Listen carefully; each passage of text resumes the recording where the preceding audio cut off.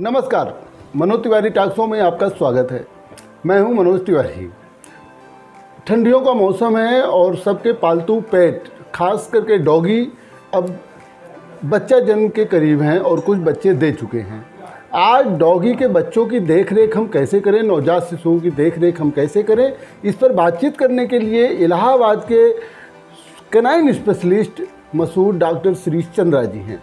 Doctor Shrish Chandra से हम लोग पेट यानी कि डॉग के बच्चों के बारे में, डॉग के बच्चों के मम्मी के बारे में और उनके देखभाल के बारे में बातचीट करेंगे। डॉक्टर साहब, आपका हमारे टॉक शो में बहुत बहुत स्वागत है।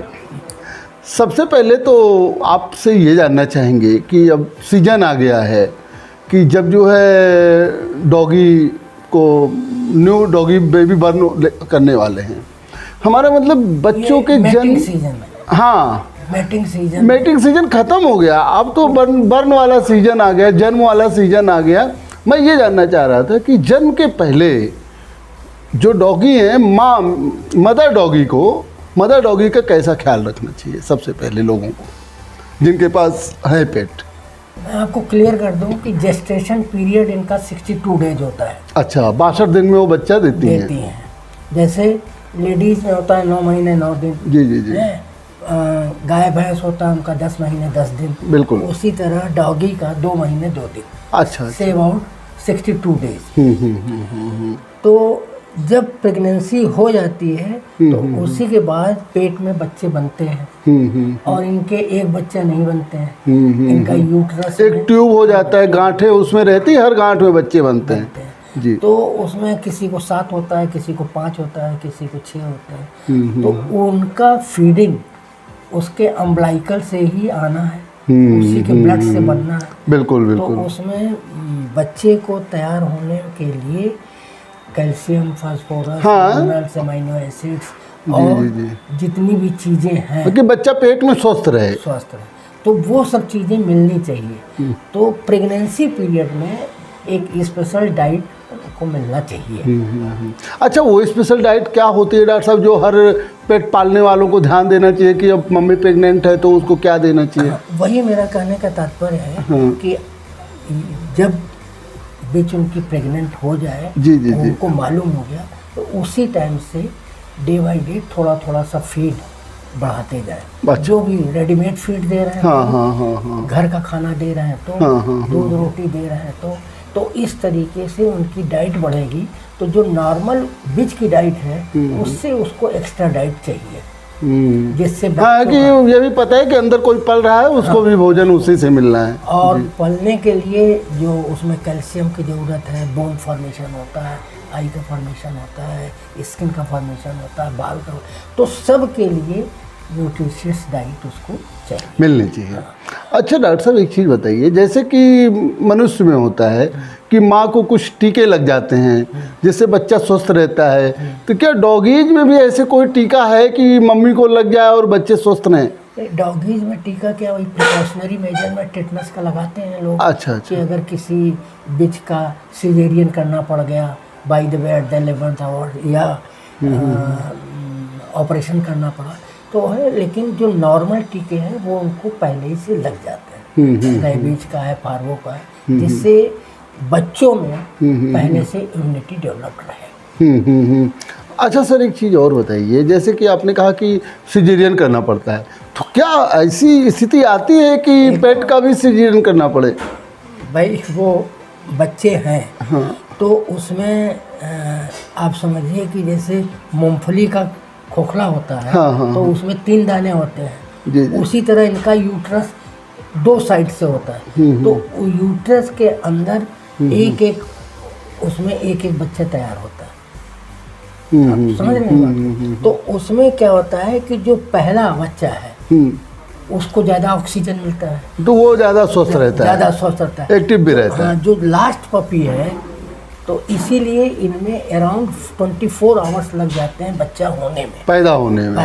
पहले एक हुआ, फिर 2-3 घंटे बाद दूसरा हुआ, इतने घंटे लग जाते हैं। फिर लेबर पेन मान लीजिए उसका कम हो गया है तो थोड़ी देर बाद फिर तीसरा हुआ। इस तरीके से कभी कभी तो 12 घंटे बाद, 14 घंटे बाद तब एक लास्ट बच्चा पैदा होता।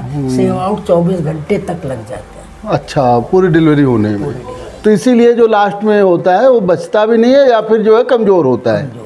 अच्छा डॉक्टर साहब, चलिए ये तो हो गया कि पपी आ गए बाहर मदर पेट से। अब बच्चों की देखभाल के लिए, और ये ठंडी भी सीजन पड़ने लगता है, तो बच्चों की देखभाल के लिए जो है गार्जियन को या जिसने पाल के रखा है उनको क्या करना चाहिए? क्योंकि मदर तो डॉगी है, वो तो अपने अनुसार सेवा करती है। जस्ट आफ्टर बर्थिंग टाइम जी बच्चों को थोड़ा सा माँ से अलग रखना चाहिए। जी जी जी। एक जैसे छोटा सा टब है, हाँ, टब के अंदर रुई और गद्दे वगैरह रख दें, उसी में उसको रखें। साइड रूम में ब्लोअर लगा दें जिसमें नॉर्मल टेम्परेचर, रूम टेम्परेचर बना रहे, -डिग्री टेम्परेचर ना हो, जिससे वो मूवमेंट रहे। माँ से चपके इसलिए रहते हैं कि मदर से भी टेम्परेचर उनको गर्मी मिलती है, गर्मी मिलती है। लेकिन कभी कभी क्या होता है कि उनके जो टीथ्स होते हैं 6 हैं 7 हैं और बच्चे सब ज़्यादा है और वो कमज़ोर है। हाँ, मिल्किंग करते हैं। हाँ। तो उस टाइम में जो पहला बच्चा या तेज बच्चा होता है वो तो ज़्यादा मिल्क पा लेता है, ज़्यादा पा जाएगा, ज़्यादा शक्कर लेता है, ज़्यादा मोटा रहेगा। लेकिन जो लास्ट पपी जो रेंग के वहाँ तक पहुँच नहीं पाता, उन्हीं को मैनेज करना है और वो काम उनके ओनर करेंगे। हाँ, क्योंकि डॉगी तो कर नहीं सकती है। क्योंकि डॉगी करेगा तो कोई एक नीचे दब जाएगा, एक ऊपर पेट पे चढ़ जाएगा, एक माउथ साइड चला जाएगा। तो इसलिए उनको उलट पुलट के देखना, बहाल करना पड़ेगा। सर एक क्वेश्चन और है, जन्म के समय जैसे हम इंसानों में है कि मृत्यु रेट जो है, बच्चों की मृत्यु रेट एक सीमा है, क्या डॉगी में भी कुछ डेथ रेट होती है कि बच्चे जन्म के समय जो है कितना क्या कैसे? डेथ रेट होती है कभी कभी उछल कूद में या फलंग या पहली प्रेगनेंसी में बीच को भी आइडिया नहीं रहता है, तो उसमें थ्रेटन एबॉर्शन होने का डर रहता है। हाँ सर, मैं इस पर भी बात करना चाह रहा था पहले इसको कंप्लीट करने के पहले कि मिसकैरेज, हमने देखा कि जो कमज़ोर डॉगी होती हैं उनको मिसकैरेज हो जाता है। थ्रेटन एबॉर्शन होने का डर रहता है, तो उसके लिए प्रिकॉशन लेना चाहिए। और कभी भी अगर वल्वल रीजन से या वजाइना से ब्लड सिक कर गया या थोड़ा बहुत, तो तुरंत उसका थेरेपी होता है एंटीबायोटिक वगैरह का, और वो रुक जाता है, ऐसा कुछ नहीं है। दूसरी बात यह है कि आफ्टर डिलीवरी उनकी साफ सफाई होना, जैसे प्लेसेंटा जो निकलता है, तो कभी कभी फीमेल समझ नहीं पाती है, खा लेती है। तो वो जाके बाद में कॉन्स्टिपेशन करता है और प्रॉब्लम, उससे ये हो कि साफ सफाई पहले से ही। हाँ, जो ओनर हैं वो तो उनको ध्यान देना चाहिए, कर देना चाहिए। वो अपने हाथ को भी डेटॉल और सवलान के पानी से साफ कर। डॉक्टर साहब एक चीज़ और बताइए, ये जो बच्चे पैदा होते हैं तो छोटे बच्चों को तो बहुत केयर करना होता है, इंसान तो अपने बच्चों का केयर कर लेता है, तमाम रोग से बचा लेता है। क्या छोटे बच्चे जो पेट के होते हैं, जो पपीज होते हैं, उनमें कौन कौन से रोग होने की ज़्यादा संभावना होती है? छोटे बच्चों में जो इन्फेक्शियस डिजीज होता है, एक तो सर्दी टाइम में सर्दी से बचाना है, टेम्परेचर मेंटेन करना है। उसमें क्या होता है, एक्सपोजर होने का डर रहता है। वो दबे हुए हैं और धीरे से निकल आए, टलते हुए नहीं कोई देख पाया, तो ठंडा गर्म का, तो उसके लिए। और एक मल्टीविटामिन ड्रॉप आता है बच्चों का, एब्डेक ड्रॉप या कोई, वो एक ड्रॉप डाल दे तो उससे बॉडी रेजिस्टेंस और इम्यून सिस्टम डेवलप होता है। तो क्या सबको पिलाना पड़ता है या से मुंह पे जीभ? अच्छा। सेकंड चीज, मदर की जो फीडिंग है उसमें भी मछली का तेल दे सकते हैं 1-2 चम्मच, उनसे उनका पेट साफ होता है। दूसरी बात, बच्चों में रेजिस्टेंस पावर आ जाती है, जो मदर मिल्किंग करेंगे उससे उनको मिल जाता है। तीसरी बात, इनकी डाइट, मदर की डाइट डे बाय डे बढ़ानी रहेगी और खूब प्रोटीनियस और प्रोटीन ज़्यादा रहे, उसमें कैल्शियम ज़्यादा रहे, वो सब युक्त डाइट उनको खिलाना चाहिए ताकि स्वस्थ रहे, बच्चा स्वस्थ रहे। तो जब मदर स्वस्थ रहेगी तो बच्चे ऑटोमेटिक स्वस्थ रहेंगे। अच्छा सर, डॉग पालने वालों को क्या इतना केयर करने के लिए अवेयरनेस की कमी होती है, या कैसे अवेयर हों वो कि अपने डॉगी का केयर इस तरीके से करें? हो तो क्या संभव? वो तो बहुत ज़रूरी है और वो उनको करना भी पड़ेगा। जब वो रखती हैं तो वो लोग भी गूगल से और टीवी में देख के और डॉक्टर से, अपने ओनर से बात करके वो लोग गाइडलाइन ले लेते हैं, बात करते हैं। हम लोग के पास भी फ़ोन आते रहते हैं, टेंशन करते हैं कैसे करें।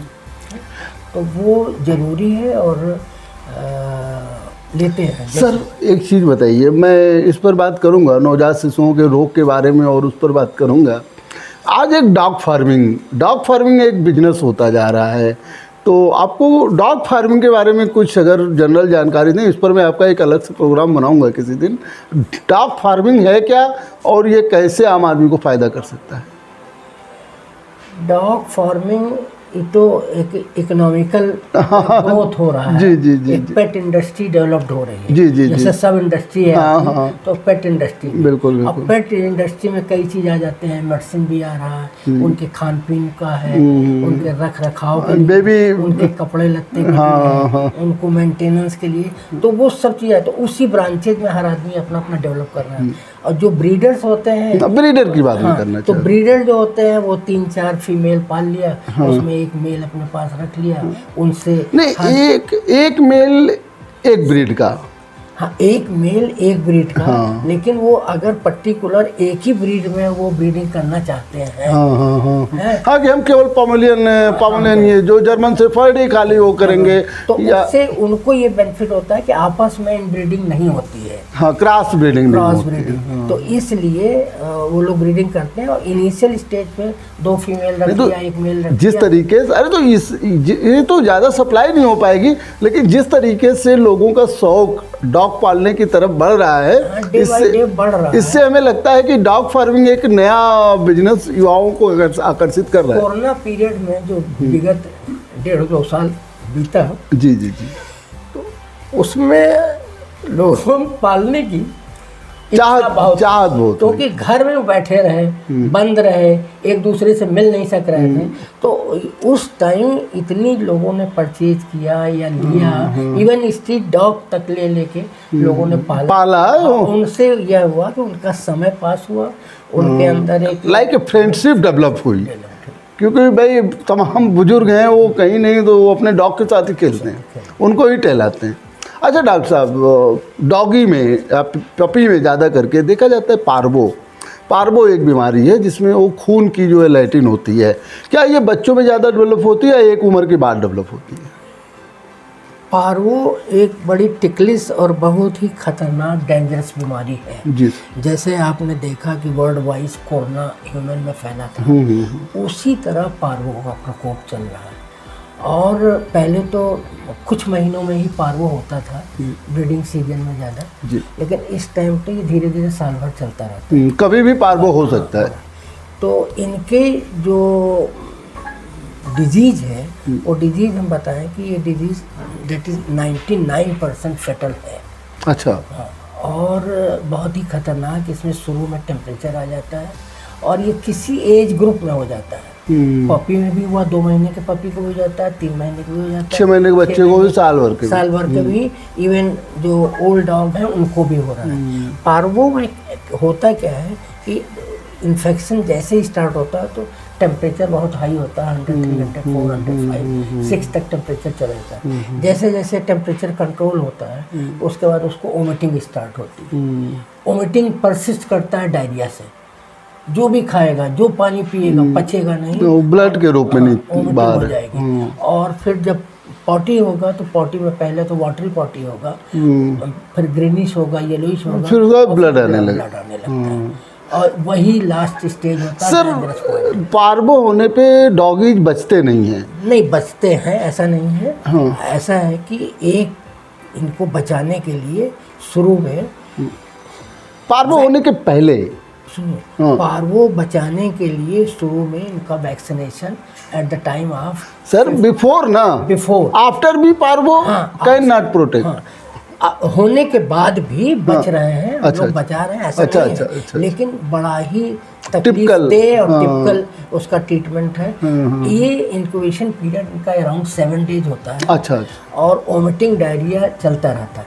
तो जब लगातार वोमिटिंग और डायरिया होगा तो डिहाइड्रेट होगा, तो इसलिए उनको दोनों टाइम ड्रिप पे रखा जाएगा, ग्लूकोज चढ़ेगा और उसमें anti coagulant, blood coagulant, antibacterial, anti vomiting, ये सब चीज़ें ड्रिप में देना पड़ेगा। और अगर एक टाइम देते हैं तो दूसरे टाइम तक पहुँचते पहुँचते वो फिर डाउन होने लगता है, तो शाम को फिर दिया जाता है। मतलब कि उसको हॉस्पिटल में भर्ती करना पड़ेगा जब तक कि वो ठीक ना हो जाए। और 7 डेज तक वो चलता रहेगा प्रक्रिया।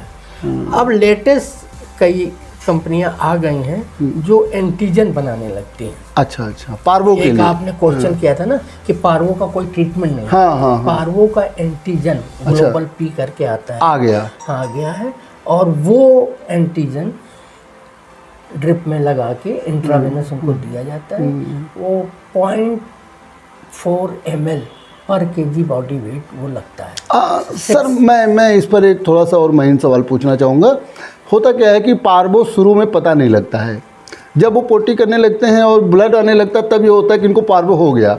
तो क्या वो एंटीजन पहले दे दिया जाए जब क्लिनिकल जजमेंट हो जाए कि हाँ इसको पार्वो हो जाएगा? पहले वैक्सीन अच्छा लगता है। अगर वैक्सीन नहीं लगाया पार्वो हो गया। इवन वैक्सीन लगने के बाद भी पार्वो हो जाते हैं, क्योंकि वैक्सीन का 3 डोज होता है।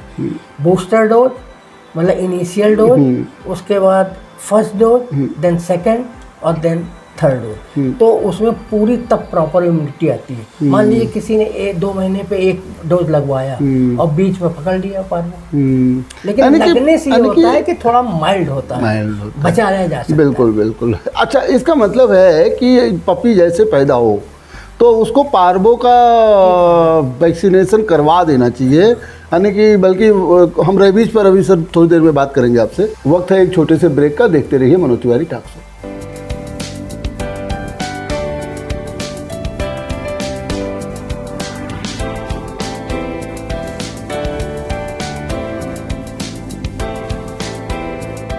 ब्रेक के बाद आपका स्वागत है। हम डॉक्टर शिरीष चंद्रा जी से। सर अभी तो आपने हमको पार्वो के बारे में बताया, मैं ये जानना चाहता हूँ कि डॉगी की देख रेख में जो परिवार का सदस्य लगा होता है, कभी कभी तो सभी लोग लगे होते हैं, उनको जो है मानवजनित रोगों को रोकने के लिए डॉगी से कुछ ऐसी चीज़ें ना हो, क्या क्या सावधानियाँ रखना चाहिए ओनर को या जो बच्चे उसमें लगे हुए हैं पालने में?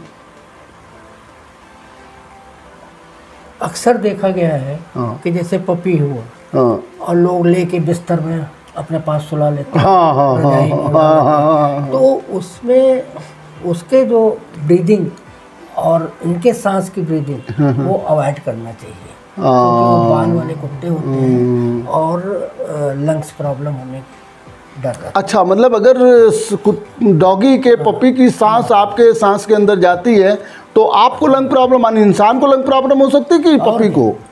इंसान की बात। अच्छा, इंसान को। दूसरा क्या है, कुछ लोग पपी को लेकर किस करते हैं। हाँ, किस करते हैं बहुत लोग। वो गलत प्रथा है, क्योंकि आज तो वो छोटा है लेकिन कल को बड़ा हुआ तो पंजा लग गया तो आपकी तो स्किन खराब हो गई है, स्किन इन्फेक्शन होने का डर रहता है। तीसरी बात ये है कि भाई जब भी आप पपी को उठाइए अपना सेवलान से या डिटॉल से अपना हाथ धोइए कि वो बैक्टीरिया अगर हाथ में ना आ जाए उसके माध्यम से। तो ये सब चीज़ें बहुत ज़रूरी है। इवन खा रहे हैं, नाश्ता ले रहे हैं, उसी में से उसको भी खिला रहे हैं, वो भी गलत चीज़ें हैं। तो गलत वाइसेस, गलत हैबिट पड़ने का संभावना बनी रहती है। अच्छा सर, मैं 2 चीज़ों पे बात करूँगा। पहली चीज़ तो ये कि डॉगी के लोग बहुत शौकीन होते हैं, डॉगी पालने के, पेट पालने के, बच्चों को पालने के, डॉग पालने के। लेकिन ये भी देखा जाता है कि डॉग के काटने से बहुत नुकसान हो सकता है। तो 2 चीज़ें हैं। पहली चीज़ तो ये हम सबको पता है कि रेबीज उसमें होता है, रेबीज की वजह से ऐसा हो जाता है। हम ये जानना चाह रहे थे कि कितनी उम्र के बच्चों को रेबीज या वैक्सीनेशन करवा देना चाहिए रेबीज का, ताकि ये खतरा ना रहे? देखिए 3 मंथ इनका शेड्यूल टाइम है। 3 मंथ किस चीज़ का? पपी का एज। अच्छा, एज 3 मंथ हो। हाँ। और उसी टाइम उनका रेबीज का वैक्सीनेशन होना जरूरी है। 3 महीने में पूरा या पहला डोज? पहला डोज। अच्छा, then booster dose after 1 month, 1 महीने के बाद उसका दूसरा डोज। हाँ। फिर 1 ईयर मेंटेन करना है जब तक आपने डॉग पाला है। अच्छा, कुछ लोगों को दिमाग में ये है कि साहब रेबीज लगवा लिया हमने एक बार तो वो जिंदगी भर का फुर्सत हो गई। ऐसा नहीं सोचना चाहिए। नहीं तो दर्शकों को सर फिर से तो उसको पूरा रेबीज का कोर्स करना। सर दर्शकों को एक बार और सरल भाषा में बता दें कि पहला डोज जो है 3 महीने के पपी को लगना चाहिए। उसके बाद क्वेश्चन ये राइज होता है कि सर 3 महीने ही क्यों? उसके पहले क्या पपी में रेबीज वायरस नहीं है? हाँ, जन्म से ही। हाँ। तो ये देखा गया है कि जो भी उनके मदर फादर होते हैं वो ऑलरेडी वैक्सीनेटेड होते हैं, तो जब बच्चा पैदा होगा तो उसके अंदर रेबीज प्रिकॉशन रहेगा। अच्छा। है, लेकिन जो स्ट्रीट डॉग है और कोई स्ट्रीट डॉग से आदमी उठाया तो उसको रेबीज जब अडॉप्ट करता है उसी टाइम से वैक्सीनेशन कराना चाहिए। सर मेरा एक सवाल नहीं पूरा हुआ था। 3 महीने पर पहला डोज, उसके बाद 1 महीने पर दूसरा डोज, 1 महीना पूरा होने पर हाँ दूसरा डोज, से अबाउट 4 मंथ पर 4 मंथ पे जो है एक तीसरा डोज। अच्छा, उसके बाद हर साल एक वैक्सीन, जब तक आप डॉगी को पाले हैं। ये शुरुआत तनी शुरू ना, मान लिया सर कोई ज़्यादा उम्र का डॉगी आ गया, उसको पहले वैक्सीनेशन नहीं हुआ था, उसका क्या यही रूल है कि पहले आप लगवाइए, फिर 1 महीने बाद बूस्टर, फिर 4 महीने से ही है, फिर 3 महीने बाद नहीं 3 नहीं, सीधा एक डोज फिर दूसरा डोज आफ्टर 1 मंथ देन 1 से ईयर। अच्छा, एक साल में एक बार मेंटेन करे रहना है। अच्छा ठीक है सर, हम लोग इस रेबीज पे बात कर रहे हैं कि बच्चों को तुरंत जो है 1 महीने बाद 3 महीने बाद वैक्सीन लगवा लेनी चाहिए। अच्छा सर, आगे मैं आपसे ये जानना चाह रहा था कि पपीज के जो छोटे बच्चे हैं उनके खान पान की कब शुरुआत करनी चाहिए और क्या ध्यान देना चाहिए? पपी 15-12 दिन के बाद उनकी आँख खुलने लगती है, तो 12-15 दिन तक तो मदर मिल्किंग फीडिंग करती है। हाँ। अगर मदर उतना लेट डाउन नहीं कर पा रही है मिल्क या उतना दूध नहीं पैदा हो पा रहा है कि 5-6 बच्चों का फीडिंग हो जाए, तो उसके लिए अलग से बच्चों का सेरेलैक आता है, डॉगी का सेरेलैक आता है, वो सेरेलैक और उसमें काऊ मिल्क मिक्स करके दे सकते हैं, ठीक, जिससे उनकी ग्रोथ बनी रहे। दूसरा है कि 4 टाइम 4-4 घंटे के इंटरवल पे उनकी फीडिंग होनी चाहिए।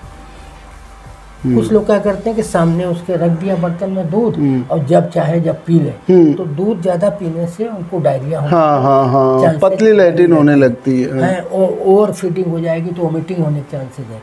तो इसलिए 4 घंटे का इनका डाइजेशन पीरियड होता है। 4-4 घंटे। ओनर को कैसे पता लगेगा कि उनकी पाली हुई डॉगी जो है कम दूध दे रही है?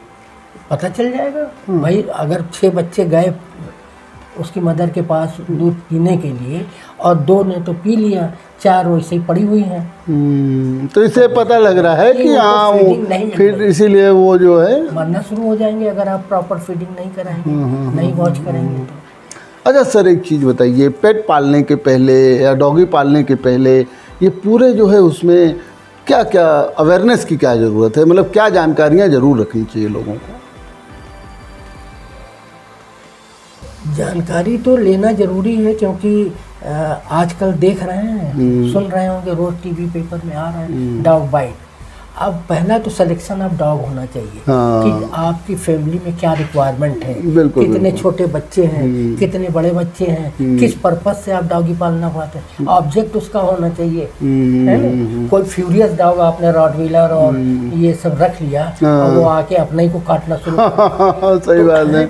तो आपको एक फैमिली डॉग चाहिए, तो जो उस नेचर के हैं, सबका कैरेक्टर अलग होता है, सबका नेचर अलग होता है, सबका जीन्स अलग होते हैं, जेनेटिक कैरेक्टर होता है, मदर फादर, हाँ, मतलब कि चॉइस में एक जो है होना चाहिए, बल्कि डॉक्टर से राय भी लेनी चाहिए, राय लेके ही पालें।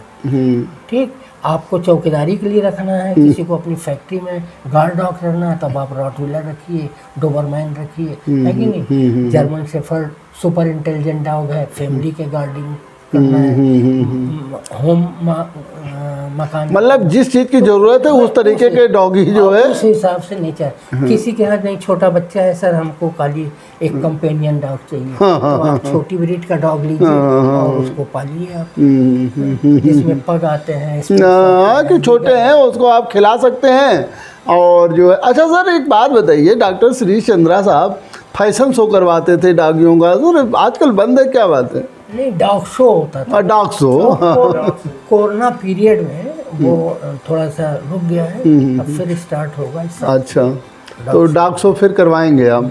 अच्छा सर, मैं समाप्त करने के पहले जानना चाह रहा था कि आधुनिक युग में डॉग पालने के प्रति और डॉग की चिकित्सा से संबंधित क्या प्रगति हुई है?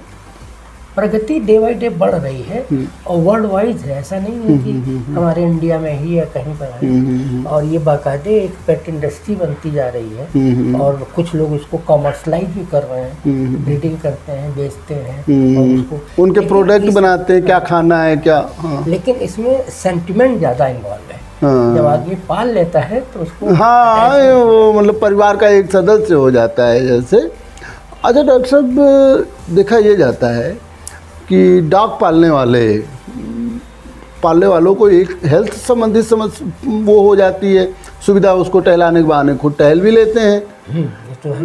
नहीं, वो कंपेनियन डॉग है ना, तो अगर वो टहलने जा रहे हैं तो डॉग भी साथ साथ टहलने जा रहा है, उसकी भी एक्सरसाइज हो जा रही है उसी बहाने। बुजुर्ग हैं तो वो डॉगी को पॉटी कराने के बहाने बाहर निकलते हैं, वो डॉगी खुद उनको उठाता है कि सब चलिए टाइम हो गया है पॉटी का। तो वो तो एक गिव एंड टेक वाली बात है। अब कोई अकेला रह रहा है, मान लीजिए उसकी वाइफ नहीं है, बच्चे बाहर हैं, अकेला इंसान है, वो कैसे अपना टाइम पास करे, कितना टीवी देखे। तो वो अगर एक लेता है, एक पप्पी रख लेता है तो उसका एक सर एक और बहुत इम्पोर्टेंट टॉपिक है, मैं इस पर आपसे किसी दिन प्रोग्राम लूँगा।